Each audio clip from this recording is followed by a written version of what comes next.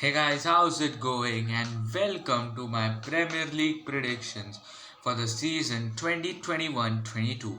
Last season was my first time predicting the Premier League, and I have to say I was pretty impressed with myself.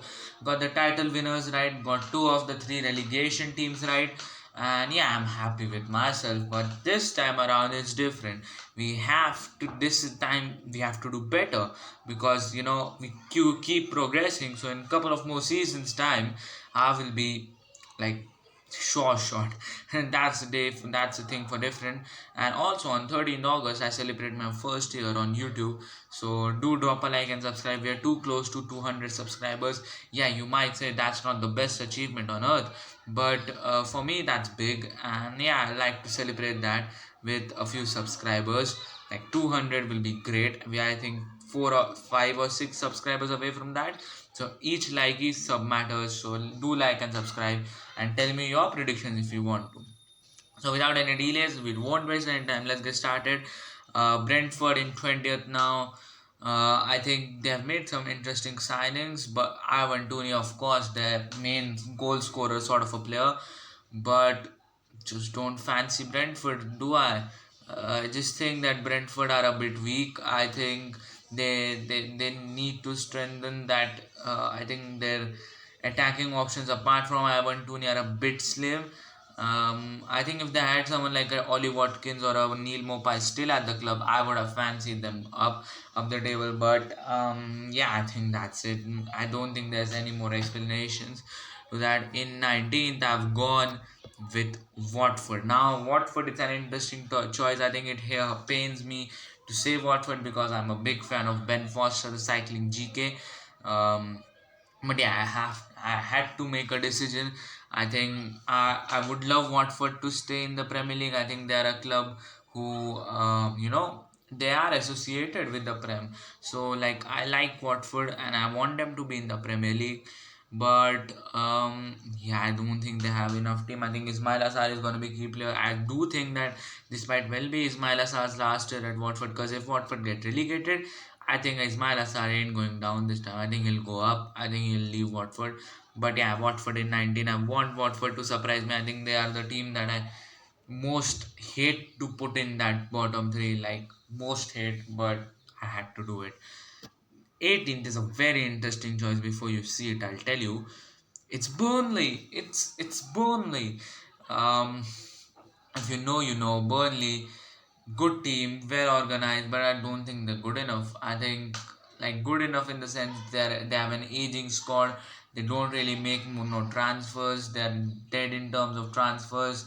Sean Dyche has, for me, any other manager with that team would have struggled. I think Sean Dyche has done an exceptional job keeping them in the league till now. I don't think that's enough. I think Burnley are gonna get relegated, but I do think that Burnley are gonna be between 16th to 18th. Not like I had to predict one to go down there, but yeah, I predicted Burnley. Yeah, it's Burnley. Interesting, but yeah. Now this one is interesting as well. Norwich 17. Now I probably would have predicted the three teams that have come up. That's Watford, Brentford, and Norwich to go down straight away. But then I have liked Norwich's signing. I really have to admit they lost Emi Buendia. That's all right. But I think they've signed Josh Sargent or Sargent. How I don't know how you pronounce that, from Werder Bremen. I think he's a really young talent. I think he'll do well. I saw him in the Bundesliga, I think last to last season, where he was really young. Impressed me. Of course, a USA international.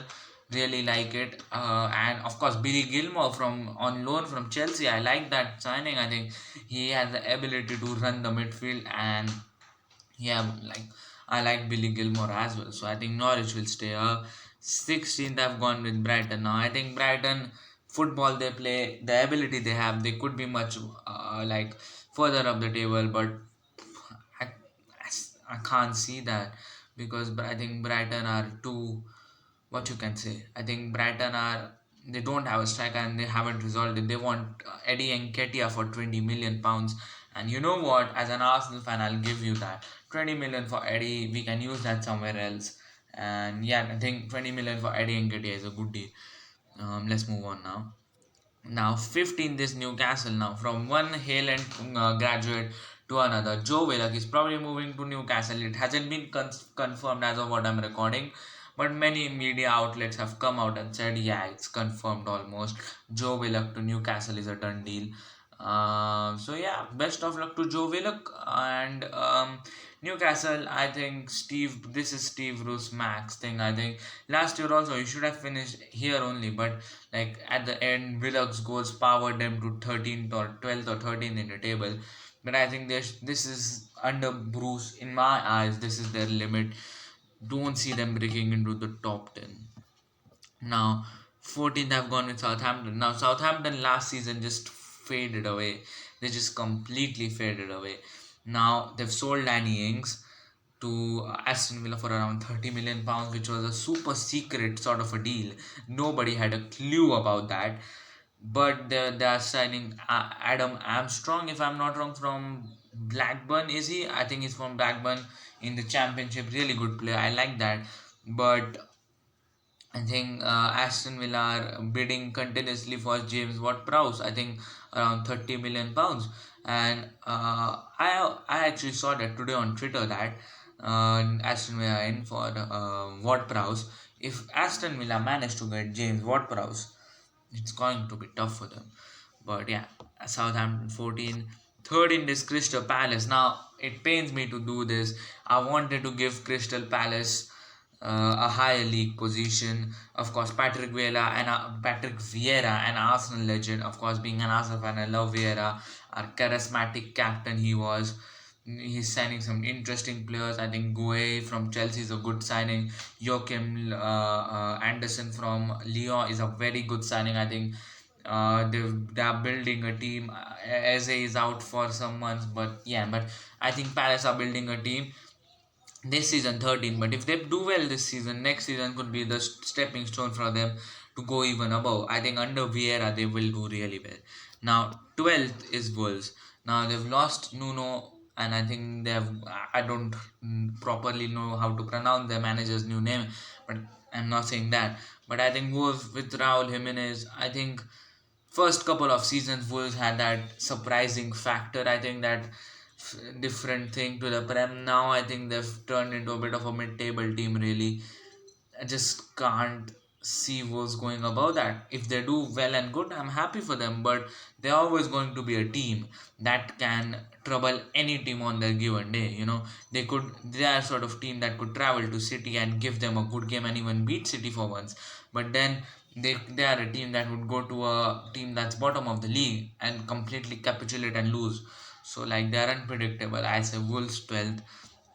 11th is West Ham. Yeah, I think last season they were 5th. Messed up there. Yes. Last season they were 5th. This season 11th. Why? They've lost Jesse Lingard.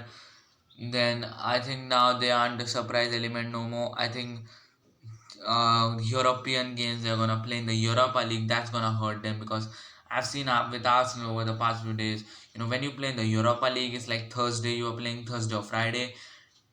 It's tough, especially during the group stages. It's tough because you have to rotate the team a lot, and sometimes rotating the team too much can affect you. So yeah, West Ham, Aston Villa 10th. They could be much higher. Villa 10th. I take that. Yeah, nothing else to say. They have made interesting signings. Above Villa. Oh no. Why do I always mess this up? Yes, above Villa, Leeds United. Leeds United surprise element last season. I think under Bielsa they would. I don't see Leeds capitulating under Marcelo Bielsa. He's a great player. Rafinha, outrageous. I think Leeds will do really well this season. And yeah, let's move on. 8th Everton. And also it's worth noting that for me from 5th to 10th, that's you will see my 5th, 6th and 5th now. But for me from 6th, 5th to 10th, that 6 spots that there is are interchangeable, are massively interchangeable. I think you guys probably know the top 4, but I think they are massively interchangeable. I think yeah. 8th Everton, I think they've made interesting signing. Richarlison was really good for Brazil in the Olympics and Copa America. I think good player. DCL is of course there, and yeah, Everton 8th. I think they will do good. 7th, I've gone with Tottenham. Now, Is this a Tottenham hate coming on? No, not really. I don't like. I of course hate Tottenham being an Arsenal fan, but I don't see Spurs doing well under Nuno. I saw Arsenal versus Spurs friendly, which Arsenal lost. But for me, Spurs had a better chance. I get that. But for me, if you look at it, it was like they it was a BTEC Mourinho performance. It was park the bus football and catch them on the break. This is what Mourinho did so well for the first 6 months of the season. Last season, I'm seeing that Arsenal performance for Spurs reminded me of when they were top of the league in November, December last season, but then they just fell off.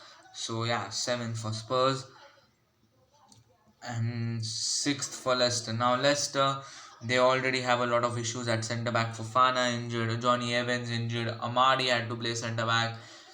They're a good team. They probably will lose Madison. I think they're looking at Lingard and James Ward-Prowse as replacements. But yeah, I think it's Leicester six. That speaks for itself. Now fifth Arsenal. Now I think you might say, "Oh, this is an Arsenal bias going on here," but yeah, there might be a bit of bias here. But for me, no European football we can do well. We certainly have got the squad to finish fifth. I think no European football. Look at Spurs; they're gonna play the Conference League, Leicester Europa League. They've got leagues to play in. We have got no European football. Whole focus on the Prem, and I think Arsenal should take Carabao Cup and FA Cup seriously as well, because those are competitions to get silverware. If Arteta wants to stay in the job, he needs to get silverware this season. And yeah, I think Arsenal fifth, and now the top four. Here it comes. For me, fourth is Manchester United. I think United, they've got a good team. They've got great attack, great defense. I still think they need a CDM. A Rice would be perfect for them. But yeah, I've gone fourth. And also, like, I've gone fourth because I've been on the safer side of things, really. Personally speaking, I have a feeling Oli will get the sack. That's a bold prediction considering he just got a new contract, but I just feel it's eminent. I think he's gonna get the sack, because the players he's got, he needs to perform from day one. He can't have any slip ups. But yeah, I've gone with the safer side. I admit I've gone safe by picking United fourth.